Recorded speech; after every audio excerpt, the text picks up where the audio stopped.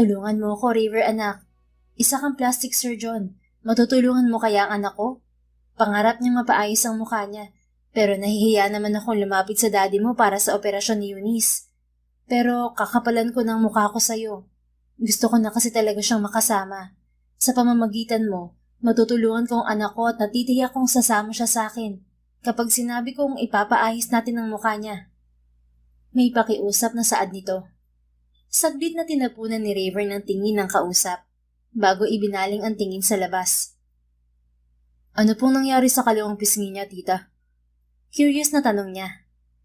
Nabuhusan siya ng kumukulong tubig nung 10 taon pa lamang siya. Tumango ang binata, nakaramdam siya ng kung ano sa puso niya habang tinitingnan niya ang picture ng anak ng ginang. Dahil sa larawan ay nakalimutan niyang nagluluksa siya sa pagkamatay ni Adriana. Dahil nakafocus ang utak niya sa anak ng madrasta.